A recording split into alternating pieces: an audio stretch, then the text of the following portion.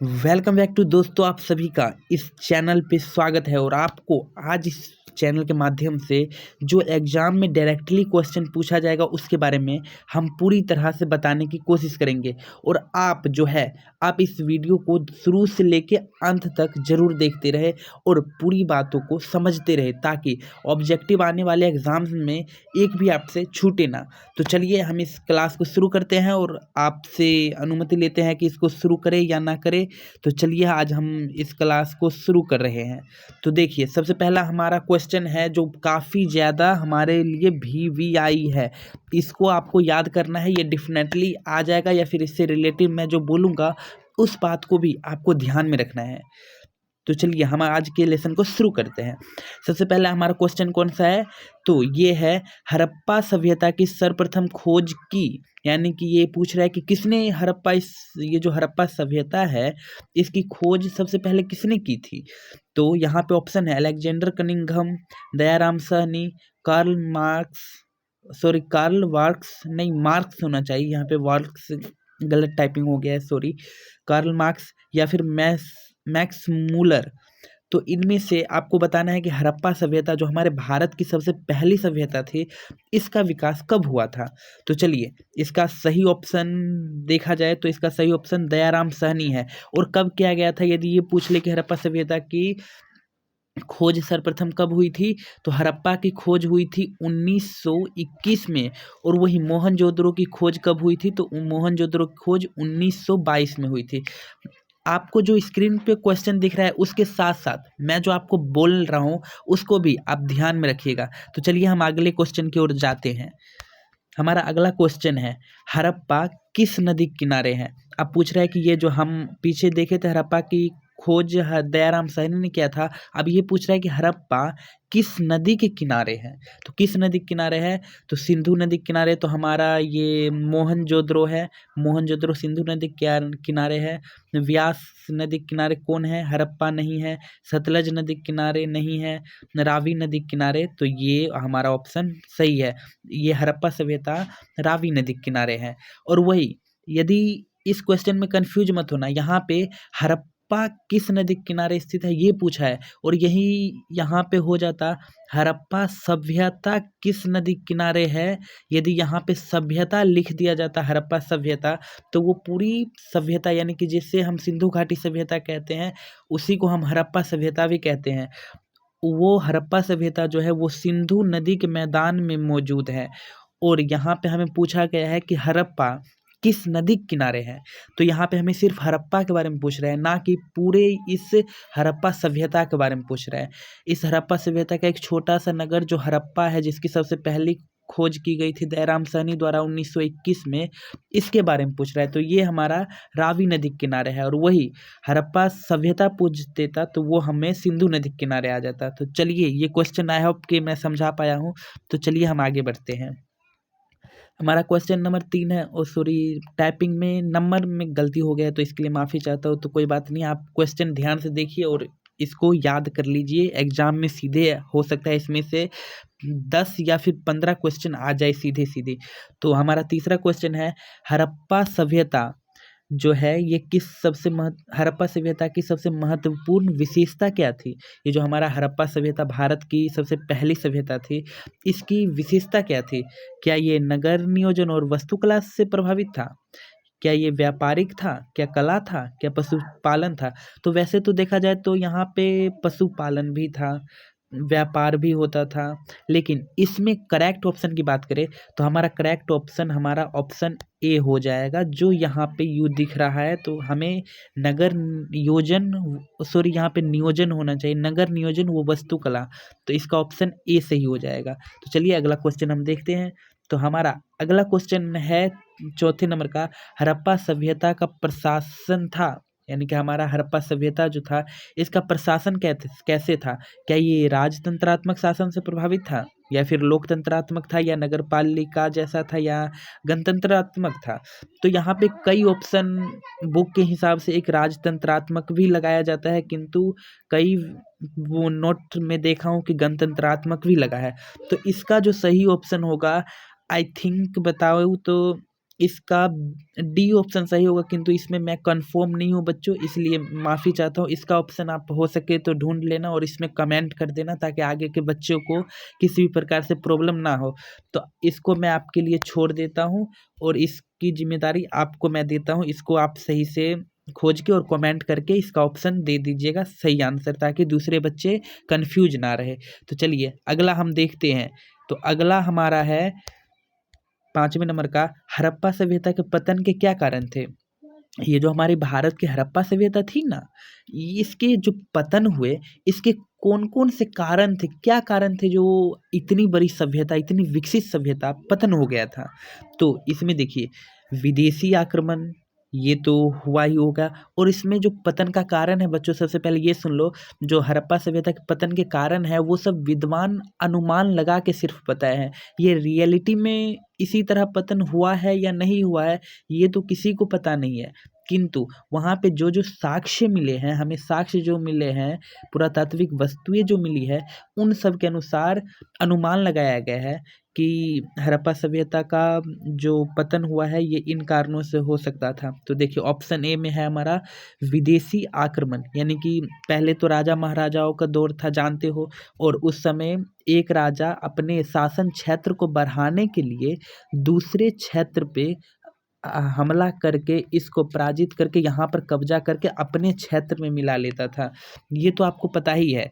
तो इसी तरह विदेशी आक्रमण हुआ था, ऐसा अनुमान लगाया गया है। प्राकृतिक आपदाएं, आपको आज भी प्राकृतिक आपदाएं कितनी दिखाई दे रही है, यही देख लो ना। हमारे कुछ ही साल पहले कोरोना वायरस आया था, हो सकता है उस समय भी कोई वायरस आ गया हो, तो प्राकृतिक आपदाएं हो सकती है। या फिर तीसरा हमारा ऑप्शन है मानवीय कारण। तो मानवीय कारण यानी कि एक व्यक्ति दूसरे व्यक्ति से युद्ध करके, एक व्यक्ति दूसरे व्यक्ति से युद्ध करके हो सकता है समाप्त हो गए हो। तो इनमें से सभी कारण हो सकता है, और इसमें हम ऑप्शन सही डी को कर देंगे, क्योंकि और यहीं से बच्चों आपको सब्जेक्टिव भी बन गया, क्योंकि 2 नंबर में आपको पूछ सकता है कि हड़प्पा सभ्यता के पतन के कारण को लिखिए। तो आप इतने कारण को यदि लिख देते हो, और 1-2 कारण और है, जैसे में भूकंप आ जाना, इसके बाद जो है और कई सारे ऑप्शन होंगे, तो 4 यदि आप लिख देते हो तो आपका 2 नंबर कोई नहीं रोकेगा, ये दावा है मेरा। तो चलिए हम अगले क्वेश्चन की ओर देखते हैं। तो हमारा अगला क्वेश्चन है, हड़प्पा सभ्यता जो हम पढ़ रहे हैं अभी, हड़प्पा सभ्यता के बारे में ही पढ़ रहे हैं, फर्स्ट चैप्टर। तो हड़प्पा सभ्यता के स्थल से स्त्री के गर्भ से पौधा निकलता दिखता है। तो ये कहाँ से हमें दिखता है, ये स्त्री के गर्भ से हमें कहाँ से दिखता है कि उसके एक स्त्री है, मान लो एक स्त्री है, ठीक है, इसके गर्भ से, यानी कि जहाँ पे एक शिशु रहता है अपने माँ के अपने गर्भ में, तो उस गर्भ से एक पौधा निकला था। पौधा निकला था, मुझे ड्राइंग तो उतना बेहतर नहीं करना था, लेकिन समझ लीजिए एक पौधा निकला था। ये साक्ष्य हमें कहाँ से मिला था इस पुरातात्विकों को, तो ये बलूचिस्तान से मिला था, या मोहनजोदड़ो से, या हड़प्पा से, या आलमगीर से। तो इसका ऑप्शन सही हो जाएगा हमारा ये मोहनजोदड़ो, यानी कि बी ऑप्शन सही हो जाएगा। और इसी में यदि आपको पूछ ले कि नग्न स्त्री की जो प्रतिमा थी वो कहाँ से मिली है, तो वो भी हमें मोहनजोदड़ो से ही मिली है। तो कंफर्म आप सब हो गया होगा, इस क्वेश्चन में डाउट खत्म। तो चलिए आगे देखते हैं। अगला हमारा क्वेश्चन है, सिंधु घाटी सभ्यता के स्थलों में सर्वप्रथम किस स्थल का उत्खनन हुआ था। अब देखिए इसमें मैं एक सब्जेक्टिव बता देता हूँ। देखिए जैसे ये हमारा सिंधु सभ्यता थी, इसको हम हड़प्पा सभ्यता क्यों कहते हैं, क्योंकि जब सिंधु सभ्यता विकसित हुई थी तो पुराविदों ने, इसके पतन के बाद हमारे पुराविदों ने जब इस पे प्रकाश डाला, तो इसमें खुदाई के दौरान जो सबसे पहला क्षेत्र मिला था, सबसे पहला नगर, वो हमारा हड़प्पा ही मिला था। इस हड़प्पा के मिलने के कारण हम इस हड़प्पा सभ्यता को ही इस सिंधु घाटी सभ्यता को ही हड़प्पा की सभ्यता भी कहते हैं। ओके, तो ये डाउट खत्म हो जाना चाहिए, क्योंकि ये 2 नंबर में पूछ सकता है, और हो सकता है आगे ये जो 2025 का एग्जाम है इसमें आपसे पूछ ले, तो इसलिए इस बात को ध्यान में रखिएगा। तो ये पूछ रहा है कि सिंधु घाटी सभ्यता के स्थलों में सर्वप्रथम किस स्थल का उत्खनन हुआ था? तो सबसे पहले हमें सिंधु घाटी सभ्यता में क्या मिला था? तो इस ये हड़प्पा मिला था। इस कारण से सिंधु घाटी सभ्यता को हम हड़प्पा की सभ्यता भी कहते हैं। यदि 2 नंबर में ऐसे पूछ दे कि सिंधु घाटी सभ्यता को हम हड़प्पा की सभ्यता क्यों कहते हैं, तो आप लिख दीजिएगा क्योंकि सबसे पहले हड़प्पा सभ्यता में खोजा गया नगर हड़प्पा ही था, इसलिए सिंधु घाटी सभ्यता को हम हड़प्पा सभ्यता भी कहते हैं। देखिए आप ऐसे जान लीजिए ना कि घर में जो एक बड़ा बेटा होता है या फिर बेटी होती है, तो उसके माँ बाप को आदमी क्या बुलाता है? दूसरे आदमी तो बोलेगा ए फलनमा के माई, ए फलनमा का बेटा, तो ऐसे ही बोलते हैं। तो वही हो गया, इसी तरह आपको समझना है। तो चलिए ये आपको पता चल गया, इसका ऑप्शन ए लॉक कर दिया जाए। चलिए कंप्यूटर वहां से शुरू हो गया। अगला हमारा क्वेश्चन है, सिंधु सभ्यता में गोदीवरा का प्रमाण कहाँ से मिला है?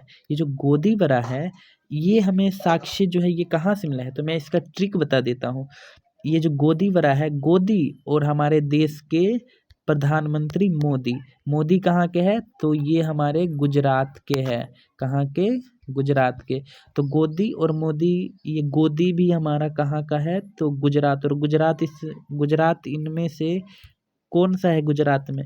तो गुजरात में हम आप सबको पता ही है कि ये जो लोथल है ये गुजरात का क्षेत्र है। तो गोदीवरा का जो अवशेष मिला था ये हमें लोथल से ही मिला था, इस कारण ऑप्शन ए सही हो जाएगा। ठीक है, तो समझते चलिए और थम्स अप कर दीजिएगा, एक लाइक कर दीजिएगा, ताकि आगे हम और इसके अगले चैप्टर का नोट्स तैयार करके इसी तरह आपको समझा देंगे, ताकि एक भी ऑब्जेक्टिव आपको एग्जाम में ना छूटे।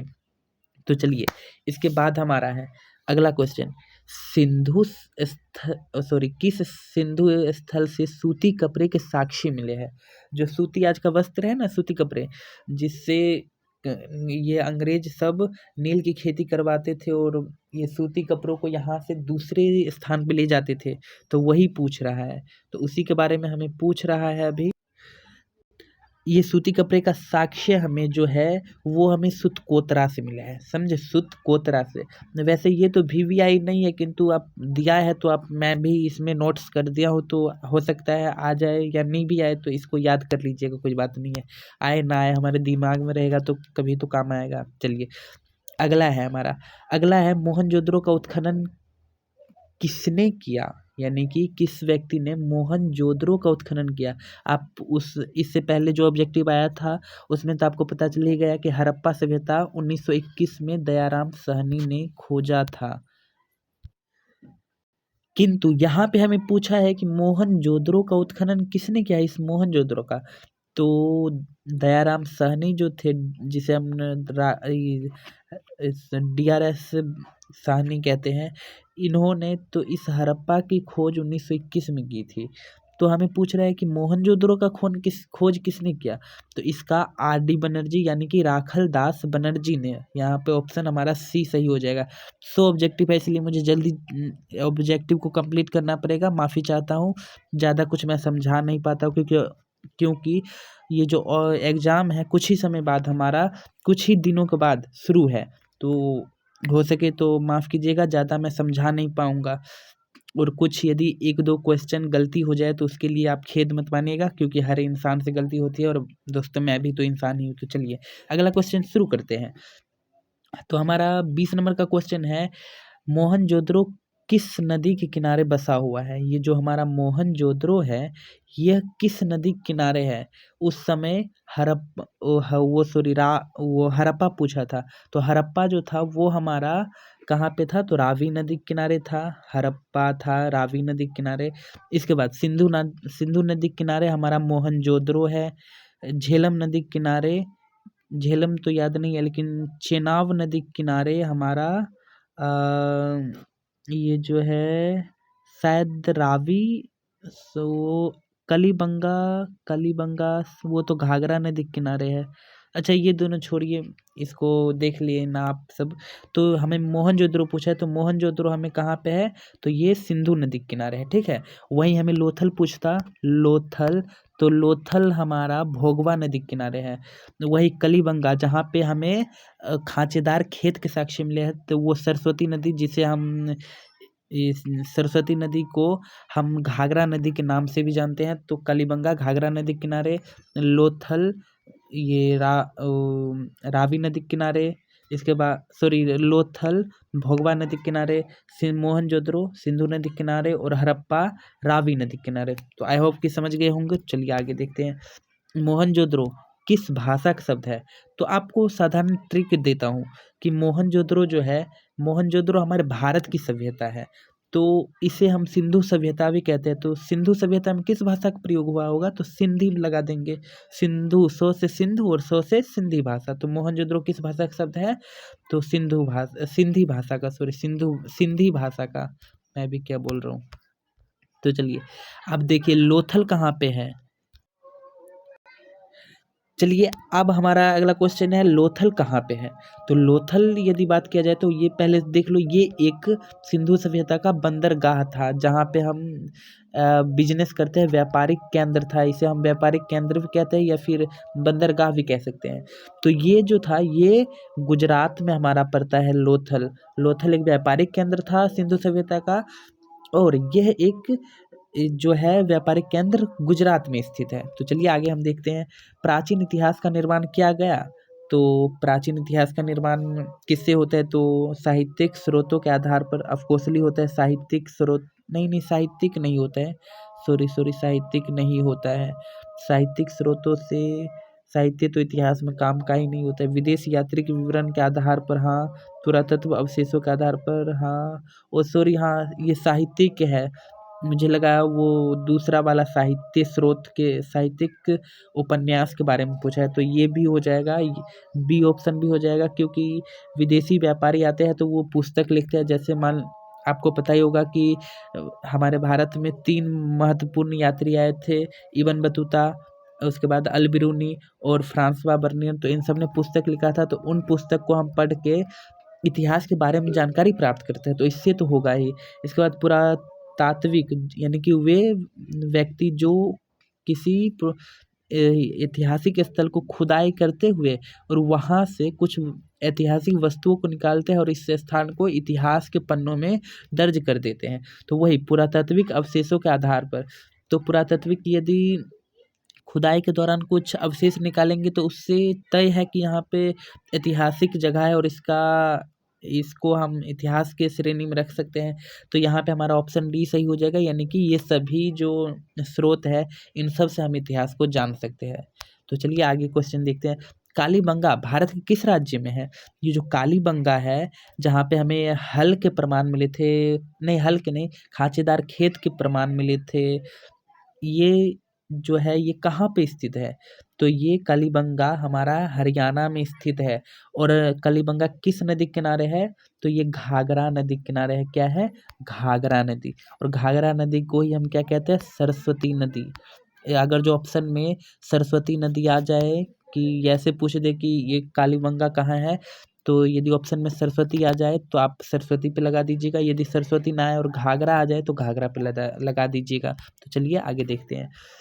अगला क्वेश्चन है हमारा 25 नंबर का कि गंदे पानी की निकासी की समुचित व्यवस्था सर्वप्रथम किस सभ्यता में देखी गई? तो आपको पता है कि सिंधु सभ्यता 2 स्तर का नगर था, और 2 स्तर का नगर था तो जैसे घर को क्रमबद्ध जैसे आज के समय में बनाया गया है, एक घर के सटा के दूसरा घर, इसके सटा के दूसरा घर, इसी तरह इसी घर के किनारे किनारे आज हम लोग देखते हैं कि घर के किनारे किनारे ही नालियों को निकाला गया है। तो उसी तरह घर के किनारे किनारे नालियों को निकाला गया था। ये नालियाँ जो थी यह किस सभ्यता में देखी गई? तो ये हमारे सिंधु की सभ्यता में देखी गई। ऑफकोर्सली इसमें पूछने वाली क्या बात है। तो चलिए आगे का क्वेश्चन देखते हैं। आगे का क्वेश्चन हमारा है कि कलिबंगा जो है, ये कलिबंगा जो कहाँ पे है? तो हरियाणा में है, और ये सरस्वती या घाघरा नदी के किनारे है। यह किस नदी के किनारे है? तो आ गया लो, हमने बताया, और ये आ गया किस नदी के किनारे? तो यहाँ पे रावी नदी के किनारे हमारा क्या है? हड़प्पा है। क्या है? हड़प्पा। सिंधु, यहाँ पे मोहनजोदड़ो है। सतलज नदी के किनारे, सतलज नदी के किनारे क्या है चलिए इसका नहीं पता है। सरस्वती, ये देखो घाघरा या फिर सरस्वती है। तो कलिबंगा कहाँ है? तो यही सरस्वती नदी के किनारे, और यही सरस्वती ना ऑप्शन में रहे और यदि यहाँ पे घाघरा लिखा रहे ऑप्शन में तो हमारा ये भी सही हो जाएगा। तो इस क्वेश्चन का सही आंसर ऑप्शन डी हमारा सही है। तो चलिए आगे देखते हैं। आगे का हमारा क्वेश्चन है, सिंधु सभ्यता का बंदरगाह नगर कौन था? तो हमने बता दिया कि गुजरात में जो लोथल था, ये लोथल ये एक व्यापारिक नगर था जिसे हम बंदरगाह कहते हैं। सिंधु सभ्यता का बंदरगाह इसी को कहते हैं, और यह नदी किनारे था गुजरात में। तो आप जानते हैं कि गुजरात के बगल से ही समुद्र का इलाका लगा हुआ है और नदियाँ भी बहती है। तो ये जो लोथल था, यहाँ पे व्यापारिक केंद्र बनाया गया था। सिंधु सभ्यता वासी अपने सामान को यहाँ से लाके नदी किनारे दूसरे क्षेत्र में व्यापार करते थे। तो इस कारण से इस क्षेत्र को लोथल को कल ये बंदरगाह की श्रेणी में रखा गया है। तो चलिए हम आगे देखते हैं। सिंधु सभ्यता में नर्तकी की मूर्ति कहाँ से मिली है? तो यही नर्तकी, मैंने जो उस समय बताया था कि नर्तकी जो मूर्ति है यानी कि नग्न स्त्री, बिना कपड़ों वाली स्त्री की मूर्ति जो है वो डांस कर रही थी और उसका मूर्ति बिना कपड़ों का बनाया गया है। तो ये हम मूर्ति जो है ये कहाँ से प्राप्त हुआ है? तो ये हमें डायरेक्टली मोहनजोदड़ो से प्राप्त हुआ है। और ये आपको तो पता ही होगा कि मोहनजोदड़ो को मृतकों का टीला कहते हैं। तो इसको याद रखिएगा कि मोहनजोदड़ो को क्या कहते हैं? मृतकों का टीला। ये वीवीआई है, तो इसको आप जरूर याद रखिएगा। हो सकता है कि आ जाए क्वेश्चन में। ये सिंधु सभ्यता में मृतकों का टीला के नाम से हम किसे जानते हैं? तो मोहनजोदड़ो को। तो चलिए आगे हम देखते हैं। सिंधु सभ्यता का किस देश के साथ व्यापार संबंध नहीं था? तो आपको पता है कि सिंधु सभ्यता का जब विकास हुआ था तो उस समय मेसोपोटामिया की सभ्यता थी, ईरान की सभ्यता रुक जाइए, ईरान की सभ्यता थी या नहीं थी? हाँ, ईरान ईरान की सभ्यता थी, वही मिस्र वाला। अफगानिस्तान अफगानिस्तान शायद था या नहीं था। छोड़िए, इस क्वेश्चन का आंसर आप कमेंट कर दीजिएगा। ये इसको मैंने नहीं देखा था। तो चलिए इसका आप क्वेश्चन आंसर कर दीजिएगा। अगर जो मैं आपको यहाँ पे गलत बता दूँ तो आपका हो सकता है ये क्वेश्चन आ जाए एग्जाम में, तो आप गलत मार्क आइएगा और आपको लगेगा कि मैं सही मार्क आया हूँ। तो क्या होगा कि आप पे ही जिम्मेवारियाँ बढ़ेगी। तो इसलिए आप इसका आंसर ढूंढ लीजिएगा और कमेंट में एक और मैंने जो बताया है और ये इन दोनों का आंसर कर दीजिएगा। तो चलिए अगला क्वेश्चन हमारा है सिंधु सभ्यता से ही रिलेटिव है कि सिंधु वासी के प्रमुख देवता कौन थे? तो ये जो सिंधु सभ्यता था, यहाँ पे विशेषकर तो किसी देवता को नहीं माना गया था, किंतु ये सब प्रकृति की पूजा तो करते थे, किंतु यहाँ पे जो पूजा करने का नियम था वो हमारे हिंदू धर्म से संबंधित था। और इस कारण यहाँ पे ऐसा माना जाता है कि भगवान शिव जो है यहाँ पे आराध्य माने जाते थे, इनकी पूजाएं की जाती थी। तो इस कारण से हमारा ऑप्शन सी सही हो जाएगा। सिंधु के प्रमुख देवता कौन थे? तो भगवान शिव यानी कि पशुपति महादेव। चलिए तो अगला हमारा क्वेश्चन है 31 नंबर का कि सिंधु घाटी सभ्यता का कौन सा स्थल मृतकों का टीला? लो आ गया, मृतकों का टीला किसे कहते हैं? तो ये रहा हमारा मोहनजोदड़ो। तो लगा दो ऑप्शन सी। चलिए अगला क्वेश्चन हमारा है सिंधु सभ्यता का कौन सा स्थल सिंह का बाग कहा जाता है? तो इस सिंह का बाग भी हम इसी मोहनजोदड़ो को कहते हैं, क्योंकि ये सबसे अधिक विस्तृत क्षेत्र सभ्यता का सबसे बड़ा नगर और सबसे नगर नियोजित वाला नगर यही मोहनजोदड़ो था। तो चलिए ऑप्शन हमारा ए इसका सही हो जाएगा। आगे देखते हैं। आगे हमारा क्वेश्चन 33 नंबर का है कि सिंधु सभ्यता में समाज का स्वरूप कैसा था? मातृसत्तात्मक थी, पितृसत्तात्मक थी, दोनों थी, या फिर इनमें से कोई नहीं थी? तो हमारा इसमें यहाँ पे मातृसत्तात्मक तो नहीं देखा गया किंतु पितृसत्तात्मक देखा गया, इसलिए ऑप्शन ए लॉक कर दीजिए। चलिए आगे देखते हैं हम लोग। सिंधु घाटी सभ्यता किसके समकालीन नहीं मानी जाती है? यहाँ पे नेगेटिव सेंटेंस है, नहीं मानी जाती है। देखो बच्चों, जब एग्जाम देने जाओगे ना 2-3 दिन के बाद आप, तो यहाँ पे क्वेश्चन को सही से पढ़िएगा, क्योंकि हर बारी में आप पढ़ेंगे तो आपको यहाँ पे सिंधु सभ्यता किसके समकालीन नहीं मानी जाती है, इसमें आपको ये जो नहीं लिखा है ये आपको दिखेगा ही नहीं। आप ऐसे पढ़ते होगे सिंधु सभ्यता किसके समकालीन मानी जाती है, तो आप यहाँ पे गलत ऑप्शन करके मार के आ जाओगे। इसलिए इसको सही से पढ़िएगा। नेगेटिव सेंटेंस हमेशा पूछा जाता है और ये इंपॉर्टेंट है आपके लिए। चलिए ये वीवीआई है, इसको याद कर लीजिएगा। सिंधु सभ्यता किसके समकालीन नहीं मानी जाती है?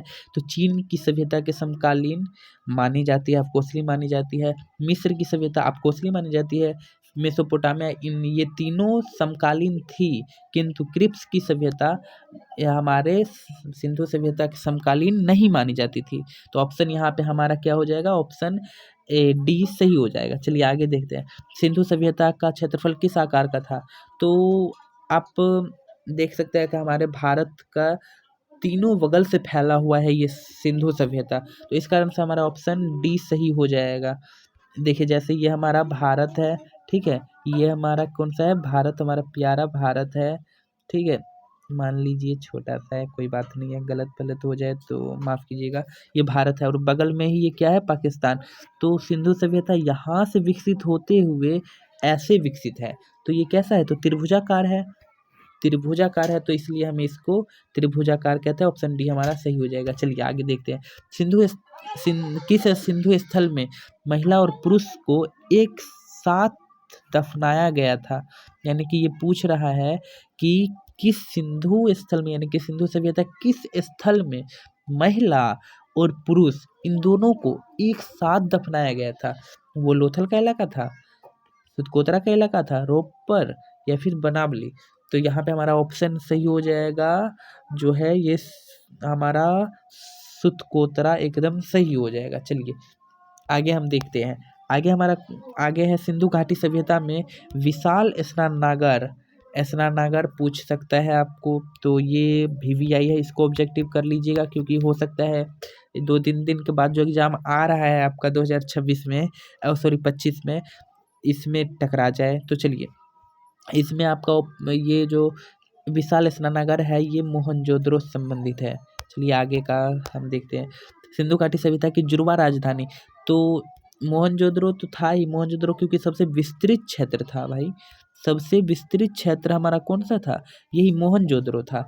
और सबसे पहला खोजा गया नगर कौन सा था? तो हड़प्पा था। तो इस कारण से हम जुड़वा राजधानी मोहनजोदड़ो और हड़प्पा को कहाँ है, ये रहा। ऑप्शन सी हमारा सही हो जाएगा। चलिए आ गया खोजकर्ता सब। तो राखलदास बनर्जी, जिसे हम आर डी बनर्जी भी कहते हैं, इन्होंने मोहनजोदड़ो का अवशेष किस वर्ष खोजे थे? तो 1921 में, 1921 नहीं, 1922 में। 1921 में हमारा हड़प्पा खोजा गया था दयाराम साहनी द्वारा, और राखलदास बनर्जी द्वारा 1922 में हमारा मोहनजोदड़ो का खोज हुआ था, तो चलिए ऑप्शन हमारा सी एकदम सही हो जाएगा। चलिए आगे देखते हैं। हल से जुते खेत के साक्ष्य। अब हल से जुते खेत जो थे, ऐसे भी पूछ सकता है कि खेत के साक्ष्य कहाँ से मिले हैं, या फिर ऐसे भी पूछ सकते हैं कि हल से जुते खेत के साक्ष्य कहाँ से मिले हैं। तो ये हमें कलिबंगा से मिले थे, कलिबंगा से। तो चलिए आगे देखते हैं। पशुपति महादेव, यानी कि या फिर यहाँ पर हो सकता है शिव, तो महादेव के मुहरे निम्न में से कौन सा जानवर नहीं पाया जाता था? तो ये जो पशुपति शिव की मुहर थी, इसमें कौन सा स्थल, तो इसमें पूछा गया कि पशुपति शिव की मुहर जो थी, यानी कि महादेव की मुहर, इन पर कौन सा जानवर नहीं पाया गया है? ये भी नेगेटिव सेंटेंस है, ध्यान रखिएगा, नेगेटिव नहीं है, नहीं पाया गया। यानी कि मुहर जो वहाँ पे चौकोनाकार का होता था, पैसे जिसे हम लोग आज पैसा कहते हैं, उस समय ये मुहरें थी। तो ये चकोराकार का जो मुहरे थी, इस पर किस पशु का चित्र नहीं अंकित था? हाथी का था भाई, बाघ का भी था, भैंस का ये भी था, किंतु शेर का कहाँ था? शेर हमारा ऑप्शन सी, शेर सही हो जाएगा। इसमें शेर का चित्र नहीं था, या फिर शेर के बदले सांड दे दिया जाए, क्योंकि एक मैंने देखा सांड भी था, शेर के बदले सांड दे दिया गया था, तो ये भी नहीं है। ठीक है, तो चलिए आगे देखते हैं। किस स्थान से शतरंज की तरह खेल के प्रमाण मिले हैं? अब देखिए भाई, सिंधु सभ्यता में व्यापारिक केंद्र कौन सा था? तो ये हमारा लोथल था। अब व्यापारिक सब आएंगे तो यहाँ पे कुछ खेलेंगे भाई, शतरंज की तरह ही एक खेल भी था, तो वहाँ पे यही शतरंज, जिसे हम चेस कहते हैं, चेस गेम, इसका हमें लोथल से प्रमाण साक्ष्य मिला है। तो चलिए आगे देखते हैं हम लोग। राय बहादुर दयाराम साहनी, राय बहादुर दयाराम साहनी इन्होंने कहाँ उत्खनन किया था? तो इन्होंने दयाराम साहनी ने हड़प्पा में उत्खनन किया था। कब किया था? तो ये तो आपको पता ही होगा कब किया था, तो 1921 में किया था। तो चलिए इसका पता ही है। मोहनजोदड़ो की खोज 1921 में, सॉरी 1922 में किसने की थी? तो राखलदास बनर्जी ने। दयाराम साहनी ने हड़प्पा की खोज की थी। तो चलिए आगे देखते हैं। अब कलर चेंज हो गया, कोई बात नहीं है। क्षेमेंद्र की रचना कौन सी है? क्षेमेंद्र की रचना ऑप्शन ए हमारा सही हो जाएगा। अर्थशास्त्र के लेखक कौन थे? तो अर्थशास्त्र के लेखक चाणक्य जी थे, जिन्हें हम कौटिल्य भी कहते हैं। तो चलिए आगे देखते हैं हम लोग। इंडिका किसकी रचना है? इंडिका के लेखक मेगास्थनीज की रचना है। और मेगास्थनीज कौन थे? तो यूनानी राजदूत थे, यूनान के रहने वाले थे। और ये क्या थे? तो ये राजदूत बनकर हमारे भारत में आए थे, राजदूत थे ये, ठीक है। तो यूनानी राजदूत थे। चलिए, किस गुप्त शासक को लिच्छवी दोहित्र कहा जाता है? तो लिच्छवी दोहित्र हम तो इन्हीं को कहते हैं भाई, समुद्रगुप्त को लिच्छवी दोहित्र कहते हैं। तो चलिए ऑप्शन ए सही हो जाएगा। गुप्त काल में हस्ती सेना का प्रधान क्या कहते हैं? गुप्त काल में हस्ती सेना का प्रधान को क्या कहते थे? तो हस्ती सेना के प्रधान को हम लोग ऑप्शन ए महासंधि विग्रही कहते थे। तो हमारा ऑप्शन ए सही हो जाएगा। तो चलिए आगे देखते हैं हम लोग। निम्न में महिला संत थी, महिला संत कौन थी? आपको पता ही होगा। तो महिला संत में हमारा मीरा आ जाएगी, अंडाल आ जाएगी, कराइकल आ जाएगी, ये सब हम महिला संत थी। तो चलिए ऑप्शन डी लॉक कर दिया जाएगा।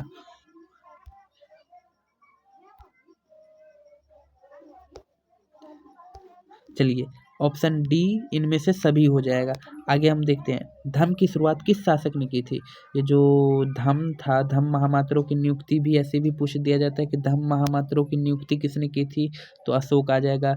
या फिर धम्म की शुरुआत किसने की थी? तो अशोक ने की थी। ऑप्शन सी सही हो जाएगा। आगे देखिए, समुद्रगुप्त की तुलना किस यूरोपीय शासक से की जाती है? ये जो समुद्रगुप्त थे, इसकी तुलना किस शासक से की जाती है? तो इसकी तुलना नेपोलियन से की जाती है। ऑप्शन बी सही हो जाएगा। अगला देखिए, मौर्य वंश का संस्थापक कौन था? तो मौर्य वंश सबसे पहला यहाँ पे जो आया था, सबसे पहले तो घनानंद थे यहाँ पे, किंतु घनानंद वो नंद वंश के शासक थे और उसको पराजित करके चंद्रगुप्त ने यहाँ पे मौर्य वंश की स्थापना की। और मौर्य वंश का सबसे पहला शासक चंद्रगुप्त मौर्य थे। तो ये पूछ रहा है कि मौर्य वंश के संस्थापक कौन थे? तो ऑप्शन ए चंद्रगुप्त मौर्य यही थे। तो अगला हमारा क्वेश्चन है, चंद्रगुप्त की मृत्यु कहाँ हुई थी? ये जो चंद्रगुप्त जिन्होंने मौर्य वंश की स्थापना की थी, इनकी मृत्यु कहाँ हुई थी? तो इनकी मृत्यु जो थी ये पाटलिपुत्र में हुई थी, या फिर तक्षशिला में हुई थी, या श्रवणबेलगोला में हुई थी, या उज्जैनी में हुई थी। तो यहाँ पे हमारा ऑप्शन सी सही हो जाएगा। श्रवणबेलगोला में ये चंद्रगुप्त मौर्य की मृत्यु हुई थी। तो अगला क्वेश्चन हमारा है, चंद्रगुप्त मौर्य किस धर्म को मानते थे? तो चंद्रगुप्त मौर्य जो थे वो बौद्ध धर्म से संबंधित थे। और इसके पुत्र बिंबिसार और बिंबिसार के पुत्र अशोक जो थे, वो अंत में जब कलिंग युद्ध पर विजय प्राप्त कर लिए थे, तो इसके बाद उन्होंने बौद्ध धर्म की स्थापना, बौद्ध धर्म को ग्रहण कर लिए थे, बौद्ध धर्म में समाहित हो गए थे। तो यहाँ पे हमारा ऑप्शन क्या हो जाएगा? ऑप्शन ए सही हो जाएगा। तो चलिए बच्चों, आप आज का हमारा ये क्वेश्चन अगला है कि ये पूछ रहा है कि मौर्य वंश, सॉरी ये माय वंश लिखा गया है, ये मौर्य पढ़िएगा, मौर्य वंश है, ठीक है। तो मौर्य वंश का अंतिम राजा कौन था? ये पूछ रहा है कि अंतिम राजा, सबसे लास्ट राजा। शुरू मौर्य वंश की स्थापना तो चंद्रगुप्त मौर्य ने की थी, किंतु इसके अंतिम राजा कौन थे? तो अंतिम राजा बृहद्रथ थे। ऑप्शन डी हमारा राइट हो जाएगा। तो चलिए आगे देखते हैं हम लोग। आगे का है हमारा, मौर्य कालीन टकसाल का प्रधान कौन था? तो यहाँ पे कुछ बच्चे कंफ्यूज रहते हैं कि कोई कसान, सॉरी मुद्रा राक्षस लगा देता है, तो कोई लक्षणाध्यक्ष लगा देता है। तो इसमें हमारा ऑप्शन डी जो है वो सही हो जाएगा। तो हमारा ऑप्शन डी एकदम सही हो जाएगा। चलिए आगे देखते हैं। मौर्य वंश की राजधानी कहाँ थी? ये जो मौर्य वंश थी, इसकी राजधानी तो तो यहाँ पे इसका ऑप्शन डी बिल्कुल सही हो जाएगा, इसलिए हम यहाँ पे राजगीर लगा देंगे, क्योंकि मौर्य वंश की राजधानी यही थी, राजगीर है।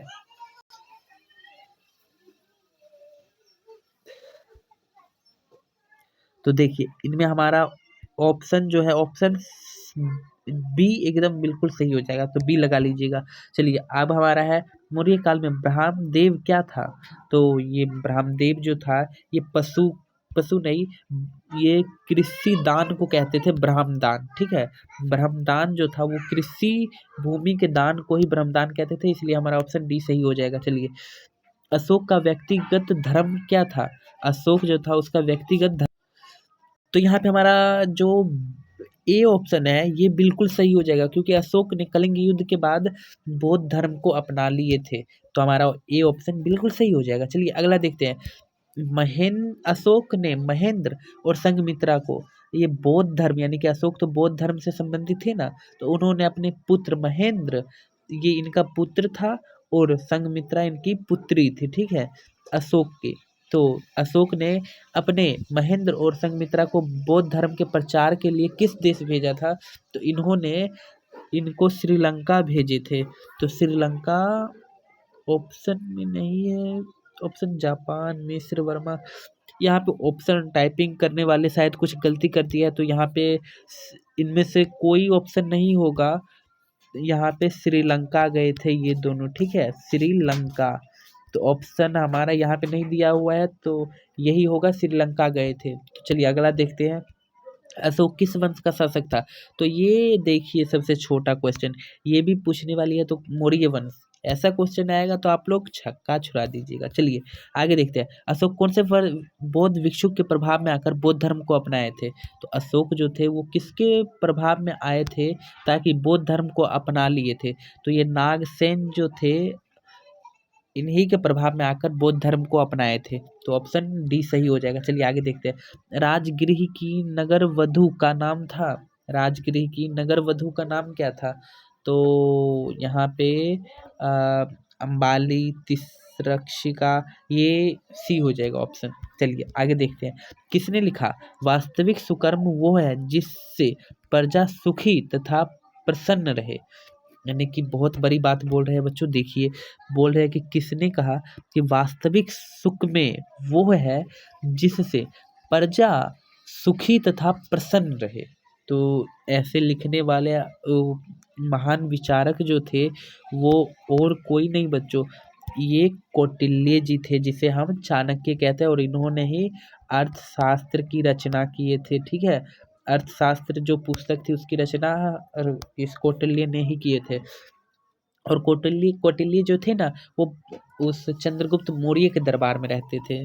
चलिए अगला हमारा क्वेश्चन है, चंद्रगुप्त मौर्य के काल में कलिंग की राजधानी कहाँ थी? ये जो उड़ीसा, कलिंग को हम वर्तमान का उड़ीसा राज्य कहते हैं, इस कलिंग की राजधानी कहाँ थी? तो कलिंग की राजधानी जो थी वो हमारा उज्जैनी में थी, उज्जैनी क्षेत्र जो था वो कलिंग की राजधानी थी। अगला हमारा है, आर्यभट्ट कहाँ का वासी था?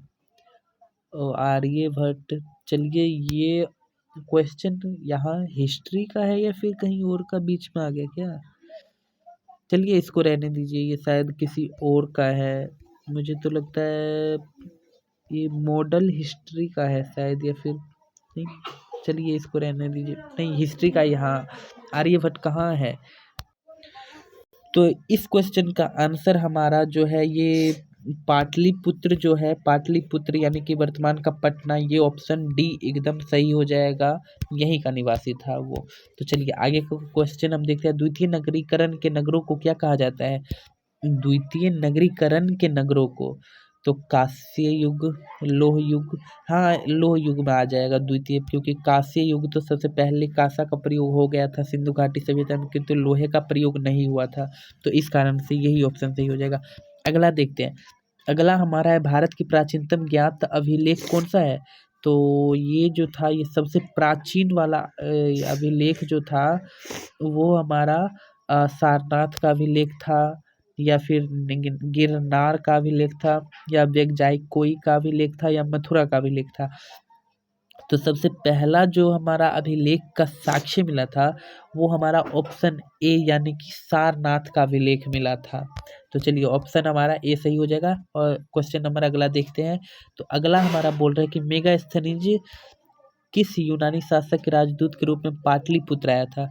ये जो मेगास्थनीज था ना, ये यूनान का राजदूत था। यह किसके राजदूत के रूप में पाटलिपुत्र आया था? तो आपको सबको पता है कि ये जो सेल्यूकस निकेटर थे, इन्हीं के राजदूत के रूप में पाटलिपुत्र यानी कि भारत में आए थे, मगध साम्राज्य में। और किसके दरबार में आए थे? तो चंद्रगुप्त मौर्य के दरबार में। और चंद्रगुप्त मौर्य को ही मौर्य वंश का संस्थापक कहते हैं। तो अगला देखते हैं। अगला हमारा है कलिंग युद्ध का वर्णन किस अभिलेख में किया गया है? तो अशोक ने कलिंग युद्ध किया था, ये आपको पता है। ये पूछ रहा है कि कलिंग युद्ध का वर्णन वर्णन किस अभिलेख में किया गया है? तो इसका ऑप्शन जो है वो 13वां अभिलेख बिल्कुल सही हो जाएगा। तो ऑप्शन नंबर डी हमारा सही है। तो चलिए अगला देखते हो। ये कट गया, सॉरी सॉरी सॉरी सॉरी, रुक जाइए मैं लगा देता हूँ। चलिए आगे है, कुछ गड़बड़ी हो गया था इस कारण से वो भाग गया था उधर। तो चलिए अब हमारा क्वेश्चन कलिंग युद्ध का वर्णन किस अभिलेख में मिलता है? तो आपको पता है कि जो कलिंग युद्ध था वो किसने किया था? तो चंद्रगुप्त के पोते अशोक ने किया था। और कलिंग अभी का कौन सा राज्य है? तो उड़ीसा राज्य है। तो कलिंग युद्ध कब हुआ था? 261 ईसा पूर्व में। कब हुआ था कलिंग युद्ध? 261 ईसा पूर्व। ठीक है, ईसा पूर्व में हुआ था ये। तो आपको पता ही है कि कलिंग युद्ध जो लड़ा गया था वो अशोक द्वारा लड़ा गया था। और ये 261 ईसा पूर्व में लड़ा गया था। तो इसके बारे में हमें जानकारी किस अभिलेख से मिलती है? तो अशोक के 13वां अभिलेख जो था उससे हमें जानकारी मिलती है। तो चलिए आगे देखते हैं। चीनी यात्री फाहियान जो था वो किस शासक के दरबार में भारत आया था?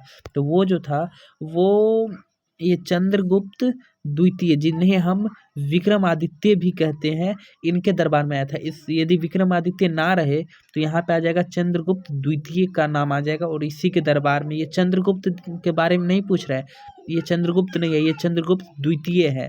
ये दूसरे चंद्रगुप्त है, इन्होंने मौर्य वंश की स्थापना नहीं की, ये दूसरे चंद्रगुप्त है। और इन्हीं के शासनकाल में भारत आया था, ये गुप्त वंश के शासक थे। चलिए आगे देखते हैं हम लोग। मेगास्थनीज किस भारतीय शासक के दरबार में आया था? तो ये जो मेगास्थनीज था, मेगास्थनीज यूनान से आया था। और ये एक राजदूत था। और ये राजदूत के सहारे सेल्यूकस निकेटर ने भेजा था इसको। और ये चंद्रगुप्त मौर्य के दरबार में आया था। तो ऑप्शन हमारा सी सही हो जाएगा बिल्कुल। चलिए आगे हम देखते हैं। किस अभिलेख में सती प्रथा का उल्लेख मिलता है? यानी कि वो कौन सा अभिलेख था चारों ऑप्शन में जिसमें हमें सती प्रथा का के बारे में जानकारी मिलती है? तो आपको पहले सती प्रथा के बारे में पता होना चाहिए। ये भारत में आज से कुछ हजार साल पहले ऐसी व्यवस्था थी जिसमें यदि किसी स्त्री का पति मर जाता था तो इसमें उस स्त्री को भी जिंदा जला दिया जाता था उसके पति के साथ। तो इसी प्रथा को राजा राम मोहन राय ने समाप्त किया था। और ये पूछ रहा है कि सती प्रथा का उल्लेख हमें कहाँ से मिलता है, किस अभिलेख से? तो इसका उल्लेख हमें सारण के अभिलेख से मिलता है, जो एरन सारण जो था वहां से मिलता है। तो उसी से हमें मिल जाता है। इसका ऑप्शन बी सही हो जाएगा। चलिए आगे हम क्वेश्चन देखते हैं। आगे का हमारा है बाणभट्ट की रचना कादम्बरी में किस शासक का वर्णन है? तो एक कादम्बरी जो है इसमें हमें वर्णन के रूप में एक शासक मिलता है जिन्हें हम हर्षवर्धन कहते हैं, इन्हीं के बारे में वर्णन है। तो ऑप्शन डी जाएगा। चलिए आगे देखते हैं। गुप्त वंश संवत कब और किसके द्वारा शुरू किया गया था? जो गुप्त वंश था ये किसके द्वारा और कब शुरू किया गया था? तो श्री गुप्त जो थे, श्री गुप्त, इन्हीं के शासन काल में गुप्त वंश की शुरुआत हुई। और यहीं से कई सारे वंश आगे बढ़ते गए यहाँ से। तो ऑप्शन बी हमारा सही हो जाएगा। आगे है पंचतंत्र किसकी रचना है? तो पंचतंत्र जो है ये रचना मुख्य रूप से ए आर्यभट्ट, वी विराम मिहिर, सी कालिदास या फिर विष्णु शर्मा। तो ऑप्शन डी हमारा विष्णु शर्मा सही हो जाएगा। पंचतंत्र की रचना नहीं, पंचतंत्र की रचना पंचतंत्र की रचना जो है इसकी रचना वराहमिहिर ने किए थे। और कालिदास ने किसकी रचना की थी? मेघदूत की। किसकी? मेघदूत की रचना कालिदास ने की थी। तो ऑप्शन हमारा यहाँ पे बी सही हो जाएगा। चलिए आगे देखते हैं, प्राचीन नालंदा विश्वविद्यालय के संस्थापक कौन थे? तो ये जो नालंदा विश्वविद्यालय जो बिहार में है, जो विश्व का सबसे दूसरा शिक्षा का केंद्र है, वो हमारे बिहार में है और इसका निर्माण गुप्त वंश के शासक कुमार गुप्त ने किए थे। तो ऑप्शन हमारा डी बिल्कुल सही हो जाएगा। अगला क्वेश्चन, भारतीय इतिहास का कौन सा काल स्वर्ण काल के नाम से जाना जाता है? आप देखिए, चंद्रगुप्त प्रथम जो आए थे, उन्होंने ही अपने समय में सोने के सिक्के जारी किए थे और गुप्त वंश में ही सोने की शुरुआत होती है, अन्यथा इससे पहले सोने का प्रचलन कहीं नहीं था। तो गुप्त वंश हमारा ऑप्शन बी बिल्कुल सही हो जाएगा। तो आगे चलते हैं, अर्थशास्त्र में कितने प्रकार के विवाहों का उल्लेख है? अब यहाँ पे आपको कई सारे सवाल पूछेंगे। अर्थशास्त्र में कितने प्रकार के विवाह का उल्लेख है, मनुस्मृति में कितने प्रकार के विवाह का उल्लेख है, या फिर वेद, या फिर ऐसे ही कुछ बोल दिया जाए कि कितने प्रकार के विवाहों का उल्लेख किया गया है, विवाहों का उल्लेख किया गया है। तो हमारा एक ही आंसर आएगा, कुल 8 प्रकार के विवाह का उल्लेख है, जिसमें 4 जो विवाह है वो अच्छे विवाह है और 4 जो विवाह है वो खराब विवाह है। जैसे पकड़ के किसी का विवाह कर देना वो गलत बात है, किसी के ज़बरदस्ती विवाह कर देना वो गलत बात है। इसी तरह 4 विवाह गलत है और 4 सही विवाह है। तो ऑप्शन हमारा बी सी बिल्कुल सही हो जाएगा, 8। अर्थशास्त्र की रचना कब हुई थी? तो ये अर्थशास्त्र की रचना तो आपको पता ही है कि इसकी रचना जो है चंद्रगुप्त मौर्य ने किए थे। कब किए थे?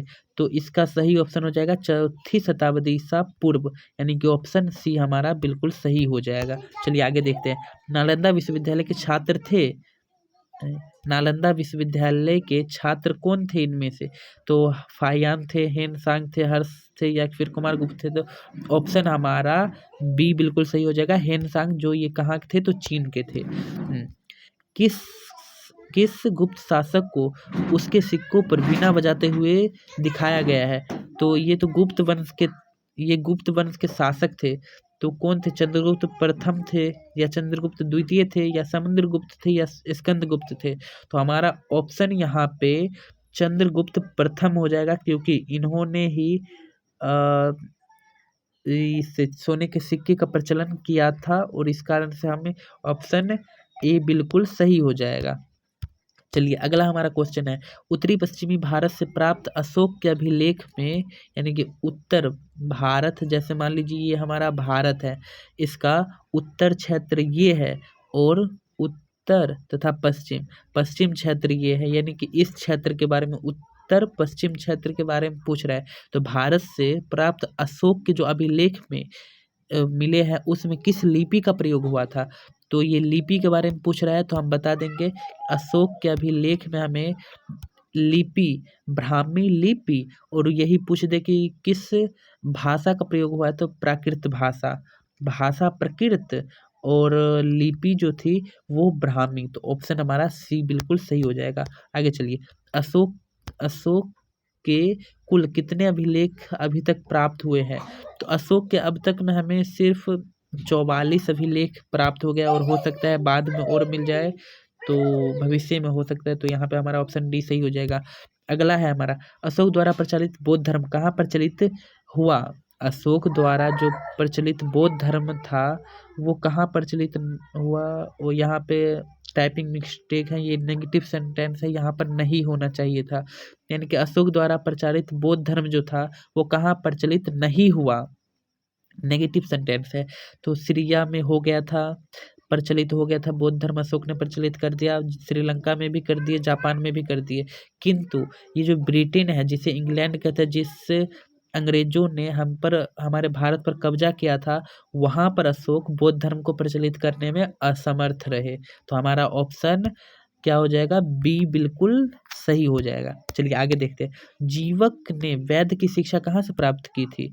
तो ये जो जीवक थे वो एक चिकित्सक थे। सबसे पहले पूछ सकते हैं कि जीवक वैद्य क्या थे? तो चिकित्सक थे यहाँ पे, और ये हर्यक वंश से संबंधित थे। लेकिन यहाँ पे पूछ रहा है कि जीवक ने वैद्य की शिक्षा कहाँ से पाई थी? तो ये हमारे नालंदा विश्वविद्यालय से नहीं पाए थे, किंतु तक्षशिला विश्वविद्यालय जो वर्तमान में पाकिस्तान में है वहाँ पर है, तो यहीं से जीवक वैद्य ने अपनी शिक्षा प्राप्त की। तो ऑप्शन हमारा ये सही हो जाएगा। चलिए अगला हमारा है, जीवक कहाँ का रहने वाला था? तो मैंने बता दिया कि तक्षशिला में उन्होंने शिक्षा प्राप्त किए थे, तो वो जीवक जो थे वो वहीं के, ऑप्शन ए हमारा बिल्कुल सही हो जाएगा, तक्षशिला के। लेकिन बच्चों इसमें डाउट मुझे लग रहा है, डाउट इससे कि ये यहाँ पे मैं शो नहीं कर पा रहा हूँ, थिंकिंग नहीं कर पा रहा हूँ, ये तक्षशिला में थे या फिर पाटलिपुत्र में थे या राजगृह में थे। हो सकता है ये यहाँ पे ना हो, तो हो सकता है यहाँ पे कंफर्म हो सकता है। तो इसकी जांच कर लीजिएगा। वो 3 क्वेश्चन मैंने आप पे छोड़ा है, उसको आप देख लीजिएगा। चलिए अगला हमारा है कि अगला हमारा क्वेश्चन है, जीवक की ख्याति किस रूप में है? तो मैंने आपको बताया कि जीवक जो है वो बौद्ध धर्म से संबंधित है। ये एक वैद्य थे, डॉक्टर थे। क्या थे? डॉक्टर, जिसे उस समय क्या कहते थे? वैद्य कहते थे। तो ये डॉक्टर थे, तो ये किस रूप में है? तो ये वैद्य के रूप में। हमारा ऑप्शन सी बिल्कुल सही हो जाएगा। आज हम 50 तक कर लेते हैं और अगला जो बचेगा वो अगले दिन होगा, क्योंकि इसमें टाइपिंग मिस्टेक हो गया, इसलिए 100 से ज़्यादा ऑब्जेक्टिव मैंने करा दिया हूँ। तो अगला हम देखेंगे, 50 तक मैं कंप्लीट कर देता हूँ, तो बने रहे अब लास्ट तक। आगे है हमारा क्वेश्चन कि अंगराज्य आधुनिक बिहार के किस जिले में अवस्थित है? ये जो अंगराज्य था वो किस जिला का है? ये तो बिहार का है, हमारे बिहार का है, ये सबको पता है, लेकिन बिहार के किस जिले से है? तो ये भागलपुर जिले से अंगराज्य संबंधित था। यानी कि आज का जो भागलपुर है वो उस समय अंग के नाम से प्रसिद्ध था। तो हमारा ऑप्शन क्या हो जाएगा? डी बिल्कुल सही हो जाएगा। चलिए आगे हम देखते हैं, बिंबिसार का संबंध। ध्यान दीजिएगा, बिंबिसार पूछा है। बिंदुसार और बिंबिसार अलग अलग है। यहाँ पे बिंदुसार नहीं पूछा है, क्योंकि ये मौर्य वंश यानी कि ये अशोक के पिता थे। कि यहाँ पे पूछा है बिंबिसार, तो बिंबिसार का संबंध किस वंश से था? तो ये हर्यक वंश से संबंधित थे। किंतु वही बिंदुसार पूछता तो ये मौर्य वंश से संबंधित थे। तो कंफ्यूज नहीं होना है, बिल्कुल सही सलामत से आपको ऑप्शन को ध्यान में रखते हुए पढ़ाई करना है। और 2 और क्वेश्चन बचा है, जाइए मत, कुछ ही देर का है। चलिए आगे देख लेते हैं हम लोग, 2 क्वेश्चन और है। जरासंध का संबंध किस वंश से था? तो जरासंध जो था ये एक राजा थे और ये काफी प्रसिद्ध राजा थे। तो इसका संबंध किस वंश से था? तो ये हर्यक वंश से संबंधित थे। ऑप्शन ए हमारा बिल्कुल सही हो जाएगा। चलिए आज का अंतिम क्वेश्चन हमारा ये है, और इसका जवाब मैं चाहता हूँ कि आप लोग कमेंट में भी दे और यहाँ पे भी बतलाए। तो तक्षशिला किस राज्य में स्थित है? जो तक्षशिला है वो किस राज्य में है? मैं आपको एक हिंट दे देता हूँ कि ये जो तक्षशिला है ये वर्तमान का पाकिस्तान में है। पाकिस्तान में है, लेकिन पाकिस्तान के किस राज्य में था उस समय? उस समय इसका क्या नाम था? तो मगध, तो ये तो हमारा बिहार का पाटलिपुत्र क्षेत्र वाला इलाका था। अंग भागलपुर का था। गांधार या मल, तो इन दोनों को कट कर दीजिए। इन दोनों में आप कमेंट कीजिएगा कि ऑप्शन सी सही है या फिर ऑप्शन सी सही है या ऑप्शन डी सही है। तो आप पे कमेंट है, कमेंट कीजिएगा। तो धन्यवाद, मिलते हैं अगले वीडियो में। हो सकता है इसमें कई सारे क्वेश्चन आपको सीधे बोर्ड एग्जाम में देखने को मिल जाए। तो इस तरह के वीडियो को और देखने के लिए चैनल को सब्सक्राइब जरूर कर ले और वीडियो को लाइक कर दे और कमेंट करना बिल्कुल ही ना भूले। तो thanks for watching for my class, attendance for bye. Next day हम लोग मुलाकात करते हैं, तो बाय।